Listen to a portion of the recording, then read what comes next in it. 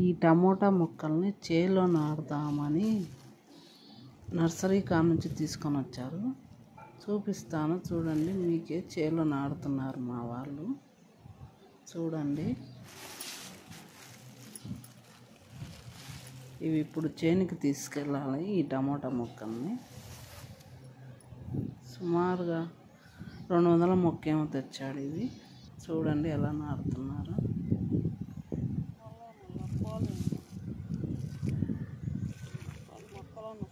ఇలా పాదులలో నీళ్లు పోసిన నాటింటే సరిపో. టమోటా నాటుతున్నారు.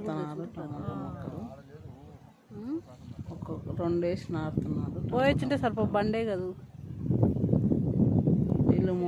నీళ్ళు పోసి నాటితే తొందరగా బతుకుతాయని నీళ్ళు పోసి నాటుతున్నారు వీళ్ళు. టమాటా పండ్లు లేకుండా ఒకటి ఆయనకు పని జరుగుతాయి. ఇలా గినాలమ్మడి కానీ టమాటా మొక్కలు నాటుకుంటే రేపు కోసేటప్పుడు మనం ఈజీగా కోసుకోవచ్చు దీనిలను. అదే చేలో నాటితే కనుక చాలా ఇబ్బంది. ఆ చేలో నాటితే కాన్ రావని ఇలా గినాన నాటుతున్నాము మేము. ఇలా గినాన్ని నాటుకోండి, కోసుకోవడానికి ఈజీ. టమాటా మొక్కలు కూడా బాగా కనిపిస్తాయి. అయితే మరి వారం నాటాకండి, ఎత్తుల కింద పోతాయి. అవి సేద్యం చేస్తే కనుక సేద్యంలో పోతే టమాటా మొక్కలు ఇలా వారం నాటుకోండి. నాటు ఎవరికైనా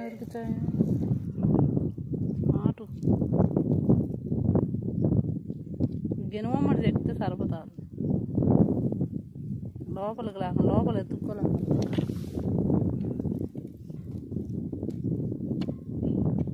గినవమ్మటి అయితే కోసుకొని అయినా కానొచ్చు బాగా.